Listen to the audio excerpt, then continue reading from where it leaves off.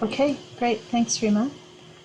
So today is the 21st of March, and my name is Margaret and I'm here to present on my doctoral research. As I begin this, I'll set a bit of context. The presentation that you're going to see tonight is somewhat based on my doctoral proposal, but I have added some additional slides. And I will give you this warning before I get going. I wrote what might have been the longest dissertation proposal in the history of the world, clocking in at a whopping 217 pages, and I wouldn't necessarily recommend that. This included 39 prefatory pages, 153 pages of the actual proposal, 53 pages of references, etc. So this presentation reflects part of my attempt to wrestle down a very complex and layered conversation condensed today into 20 slides. That is part of what will be reimagined again when it moves into the digital space. So welcome here. The image on this slide is the first of a series of 3 snow labyrinths that I created on the Red River during the first pandemic winter of 2020-2021. I've always been drawn to labyrinths as opposed to mazes because you can get lost or trapped in a maze. Because I experience walking a labyrinth as physical prayer, where my body connects to the land, and it's safe to let my mind open as I trust the path I walk will lead me to the right place. This and the others you will see on subsequent slides represent the iterative, looping journey that I have been on, circling back to questions from different angles at different times, sometimes somewhat paralleling my journey towards what's evolving into a digital, arts-informed critical autoethnography. Autoethnography is still a relatively new method, known for being both process and product, where the personal experience of the researcher is analyzed, often through story, in the context of culture. So bringing a critical lens to this method opens up space to explore intersections of race, gender, culture, and power as I travel the fringes of nursing education. By presenting the work in digital space, I invite the curious to engage with it in a way that supports different ways of knowing, being, doing, choosing, and reflecting. The first part of this journey mostly took place on the ancestral lands of the Anishinaabe, the Cree, the Oji-Cree, the Dakota, the Dene, and the homeland of the Red River Métis in Treaty 1 territory. The second part mostly takes place on the traditional and ancestral lands of the Lekwungen-speaking people, the Esquimalt and Songhees First Nations, and this photograph is taken from the end of my yard. This is the land where I am blessed to be able to live. As a student of Athabasca University and as one who has lived across the country that I was raised to call Canada, I recognize and acknowledge all First Nations, Inuit, and Métis people for the stories and gifts that they share of the lands that they have cared for since time immemorial. I'm excited to talk to you today about my dissertation project. This slide gives you a list of the topics that I'll cover during our time here together tonight.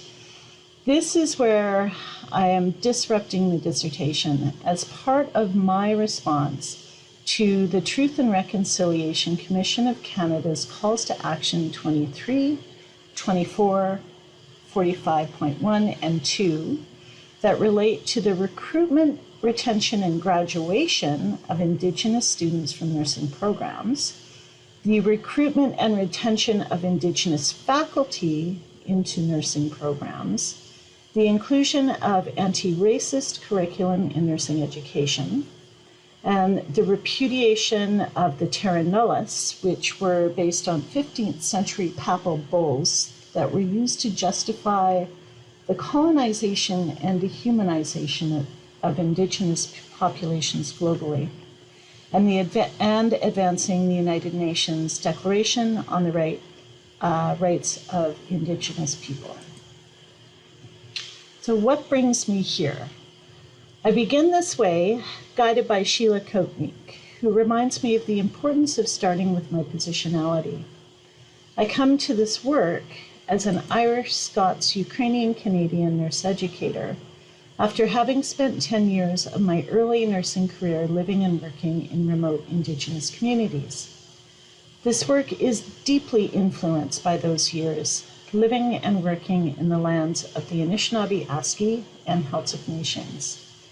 Those years underpin my connected worldview and research paradigm that upholds a relational ontology, epistemology, axiology, and methodology similar to Sean Wilson's 2008 circular Indigenous research paradigm. But for me, it looks more like the labyrinth on this slide than a circle. This labyrinth is the third in a series of the three that I did in the winter of 2020-2021. So now I'm back on the West Coast again, closer to where I had my babies, got married, and was adopted into the Housty family at a potlatch in 1998. Those family connections inform this work as I seek to advance Joyce's principle that aims to, quote, guarantee to all Indigenous people the right of equitable access without any discrimination to all social and health services, as well as the right to enjoy the best possible physical, mental, emotional, and spiritual health. Stiers, Dion Stout, and others are clear. I have my own work to do as a Canadian, and I am not the only one. The purpose of this slide is to differentiate between ePortfolio pedagogy, which is a teaching and learning strategy that all of you will be somewhat familiar with as students in the Athabasca doctoral program, where we share our work in digital space for the purpose of supporting student learning and peer interaction, and using a multimodal digital platform like a website or an ePortfolio platform like Mahara or Foliotech to achieve that. This is separate yet connected with my methodology, which is arts-informed critical autoethnography. I've chosen this methodology because it opens the space to engage in the kind of troubling and deep reflection that Sandra Stiers talks about on my previous slide. So I'm just going to go back to my previous slide for a second and give you a moment to read that paragraph. And I'll just let Susan know that both Rena and I are recording this.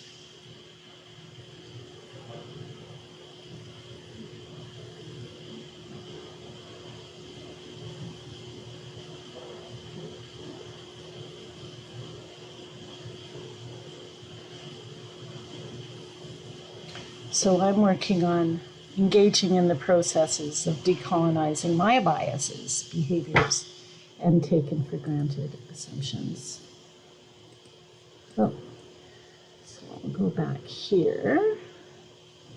So I don't know if I chose the method or the method chose me, but it was certainly an organic process of coming to. After being sent off to write a paper about the forces that shape me as an alternative assignment in one of my courses. I am quite naturally a reflective and narrative writer, and this methodology allows me to start to make connections between the health of the planet and the health of Indigenous people.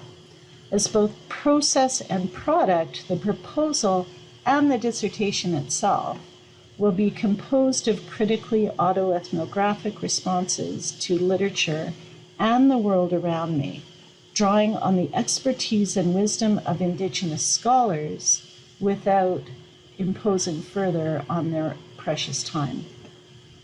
The combination of my proposed methods and methodologies ultimately how this non-traditional dissertation can support decolonizing and disrupting higher education. Space for this approach comes from lots of behind-the-scenes advocacy with FGS by my supervisor to open language in the doctoral regulations that allow me to complete this dissertation in the digital space. It is further supported by the Canadian Association of Graduate Studies 2018 Task Force on the dissertation and the Carnegie Project on the educational doctorate. The nature of critical autoethnography does not lend itself to the traditional structure of the literature review, so my net ended up being cast very widely and across a number of disciplines. The final literature review itself was really in two parts. In the first part, I was setting context, and in the second part of my literature review, I was focusing more specifically on anti-Indigenous racism in healthcare and healthcare education. I used Butt's definition of colonialism as the combination of domination by others, cultural imposition, and the exploitation of people, land, and resources that has caused significant harm to the planet and to Indigenous people throughout the world. But my focus in my work is toward Indigenous people in the land known as Canada. So I was pulled back into some of the history of Canada, feeling that I needed to look at the past before I could really move into the future. I explore Canadian colonialism and specifically look at the legacy of Duncan Campbell Scott, who was a poet, a bureaucrat, and a white man with way too much power who worked to push legislative changes to advance assimilation policies in Canada, such as tightening the potlatch ban and limiting displays of Indigenous culture off reserve, and finally forcing children to attend residential schools.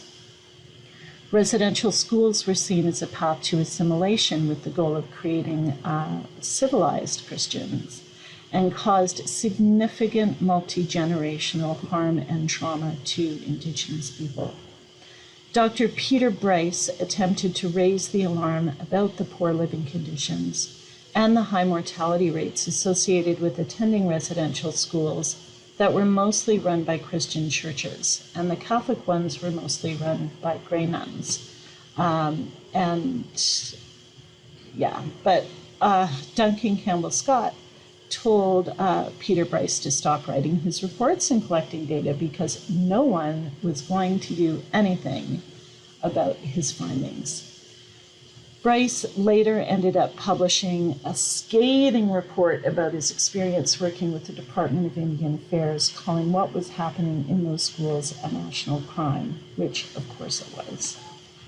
Early Canadian nursing programs were also run by Grey nuns. Grey nuns were teachers and nurses. And I attended schools, or my sisters certainly attended schools where Grey nuns taught as I grew up in a Catholic family. So with the Grey nuns, these nurses had some power and autonomy, but you had to become a nun to get the education within the church system. The other form of early nursing education was within secular hospital systems that followed the Nightingale model of nurses being told what to do and not questioning doctors' orders. The first university-based program opened at UBC in 1919 to train public health nurses.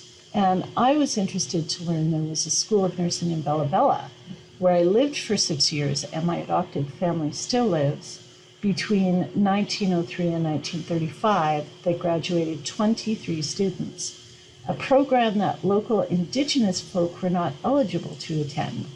So can you imagine how different nursing might have looked like on the central coast of what we now call British Columbia had that school been training Indigenous nurses? It wasn't until the 1940s when Indigenous and Black students started being admitted to nursing schools. Yes, when the demand for supply outstripped the supply of willing young white women as other opportunities opened up during the war. The body of literature that addresses both anti-Indigenous racism in healthcare and nursing education is still pretty thin, but it is growing. As a former Winnipegger, I remember when Brian Sinclair was left unattended for 32 hours in the Health Science Center Emergency Department and died from a treatable bladder infection in 2008. In April 2020, an online post in a cultural safety training program triggered a provincial review in British Columbia that demonstrated widespread anti-Indigenous racism, experienced both by people accessing care and staff providing it. In July of that year, George Floyd was killed, triggering Black Lives Matter protests globally. And in September, Joyce Echaquan live streamed her own death on Facebook, bringing a harsh light to anti-Indigenous racism in Quebec. Ecker argues that anti-Indigenous racist efforts need to be viewed through an ethical lens that recognizes the value of all people, all living beings, not just some. The concept of cultural safety then becomes critically important for both nurses in practice and nurses learning practice. Conciliation and decolonizing work takes time, commitment, and as Bell notes, the energy to keep one's gaze centered towards settler colonial power and privilege in nursing education. It is disruptive work, and the status quo really works for some people. Many universities face hiring freezes for tenured faculty, resulting in an increased reliance on sessional instructors who have precarious employment and might not have the time to support anti-racist initiatives. So then we end up being left in a catch-22 situation, with institutions pushing or not pushing change, and faculty and instructors not having the capacity, resources, space, or time to advance anti-racist work, even if they wanted to. I'm left wondering, how can we expect our workspaces to be culturally safe and anti-racist if our learning spaces are not? There is no shortage of excellent recommendations from various inquiries, commissions, and professional associations, as well as excellent recommendations from Indigenous colleagues about how to improve the healthcare system and nursing education. But it is that will, that desire to change, and the resources to support the inevitable disruption change brings that have until quite recently been slow to develop at both the local and systemic level. Although slow, we are starting to see some real progress. For example, in British Columbia, where I live, the British Columbia College of Nurses and Midwives now has a nursing practice standard that speaks to, and the physicians, all the health professions in BC have adopted this practice standard that speaks to cultural safety and humility. And the next Canadian Association of School of Nursing conference is focused on decolonizing education, but we really still have a long way to go to achieve health and professional equity for Indigenous people. I seek to disrupt at what Meadows identifies as the number one place to intervene in the system, at the mindset or paradigm out of which the system, its goals, power structure, rules, and its culture arises. My leverage points are multifocal and multimodal. I've had the privilege of time to explore my topic deeply. I essentially have no conflicts of interest because I'm not working for any particular university at the moment, and I genuinely believe in the importance of the topic, and somehow manage to carry hope and optimism that things can and will improve. I bring to this work an intersectional ecofeminist lens, primarily influenced by the work of the late Bell Hooks and Val Plumwood. Digital artifact aside, I'm compelled to look at nursing and nursing education through a critical lens to examine power and privilege, particularly as it relates to anti-Indigenous racism in education, healthcare education, and healthcare. In the first edition of Bell Hooks From Margin to Center in 1984, she describes the idea of intersectionality when she offers a critique of white feminism as being essentially blind to the experience of women of color, many of whom already worked outside of the home and continued to be financially dependent on men because most of the jobs available to women of color were the lowest paying jobs. So while Hooks defines feminism as a movement to end sexism, she recognizes that it's not just about ending sexism, it is also about ending racism. The term intersectionality is later defined by Kimberly Crenshaw in the late 1980s, when she highlighted the importance of considering the compounding effect of race and gender for especially Black women when encountering the legal system in the United States. As we find ourselves among planetary tipping points, I reflect on the connection of how Indigenous people have been treated by Western European colonizers in many parts of the world as similar to how those same colonizers have treated the planet. Therefore, when I look at anti-Indigenous racism, I'm motivated to consider the impact on the natural world brought about by those same Western colonizers who have totally bought in to the myth of human exceptionalism. In what might have been a final assignment in my post-RN program at University of Victoria, I developed a model that continues to evolve to fit and shape itself to the context of my nursing philosophy and practice. The first white letters represent the original model. So it was the thread model. So theory, health, research, empowerment, advocacy, and diversity were the original concepts associated with this model. This iteration of the thread model captures the essence of an intertwined ontology, epistemology, axiology, and methodology with reflective praxis, reflecting relational ways of knowing, being, choosing, and doing. Threads can be very useful. You can pull a tooth, you can sew clothes, or like Dr. Al Tawil, who's here with us tonight, weave a tapestry. The potential is really endless. And when I look at this slide, I see tools to support the bricoleur, or the tinker, such as myself, who seeks to create a new way. I won't spend a ton of time on my research questions. I'll pause for a moment to let you read them. My main point here is that the full questions are for me, but the highlighted green chartreuse questions are for you or for the visitor who comes into the dissertation space.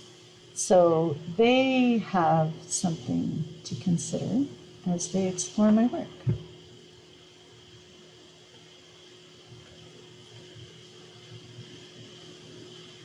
And I can always come back to these later. So my dissertation is an arts-informed critical autoethnography. This means I will use audio, video, images, poetry, prose, stories, and likely a couple of charts to critically reflect on theory, practice, power relations, cultural safety, and anti-Indigenous racism. I use my own experience as distance education faculty, instructor, and student as I offer a considered response to my first two research questions. Critical autoethnography places me in the center, the researched and the researcher, unable and unwilling to hide behind a veil of false objectivity. Completing the ethics forms has been super interesting. I almost have felt like I'm going through the process of defending the work again. Because I chose to begin with a historical lens to examine aspects of the relationship between the Truth and Reconciliation Commission's calls to action and anti-Indigenous racism in nursing and nursing education, the legacy of Indian residential schools, the government of the day, the monarchy, and the Christian church. So this is my starting point for considering the history of nursing education and practice in Canada. And I consider my family history within this. So do I need anyone's consult other than myself to do this? I have new questions, like how much of a data retention plan do I need when I'm essentially creating the data? As critical autoethnography, it starts with my own positionality in the world as questions are examined in the context of my own critically reflective experience. So do we call my experience data? I really resist the limits of that classification of that word on the artifacts that I plan to create. So this is conciliation work done in response to a call from Indigenous nursing and educational scholars. As conciliation work, the dissertation draws on my experience as a doctoral student, advanced nurse educator, nurse practitioner, community health nurse in rural and remote communities, former Catholic child from a family of 6, to respond to my research questions in the context of the third decade of the 21st century. So, is there someone I need to ask before I share stories of my life? Is it enough to email my sisters and follow up with verbal consent to include stories where they are present? This is all part of my oral family history. So, it's interesting to try and work this out. I have no particular agenda beyond responding to the calls to action and uplifting Joyce's principle that I mentioned earlier. I reflect on stories of me, my family, my relatives, my country. I shine a lens into the past and draw on the wisdom of Indigenous scholars and others into the present to inform a new way forward in the future. As autoethnography, again, I'm the researcher and the researched involved in the creation of process and product, unwilling to stand behind a wall of false objectivity that David Bohm described as Western scientists having used for a very long time to reinforce, again, that myth of human exceptionalism. Critical autoethnography lends itself to introspection and making good trouble, but it's still relatively new. With Catherine Coleman's artographic exploration being the only comparable that I have been able to find to date. So it makes the ethics process a bit more complex. But, ultimately I'm looking to add to the wider conversation about how we create more culturally safe learning spaces and assessment practices. So as an Irish, Scots, Ukrainian, Canadian, she, her, nurse, thinker, leader, educator, researcher, practitioner, I am committed to supporting ethical learning spaces that acknowledge social and planetary equities. So I'm starting really big. But then I assert that for healthcare spaces to be culturally safe for people accessing and providing care, then the learning spaces need to be safe for the students first. So that is my narrow focus that I do eventually get to. As a team-based interprofessional primary care practitioner, educator, and scholar, I look to and beyond the nursing literature to see what my colleagues in education and other disciplines have to say about my subjects. I'm curious to learn who's doing what with non-traditional dissertations And as a result, the scope of the literature I've looked at has been very, very broad. As I've worked through this, I'm really keeping to the forefront of my mind critical issues of the day, keeping anti-Indigenous racism and the dehumanization of others with particular regard to institutions with systems rooted in white European colonialism front of mind.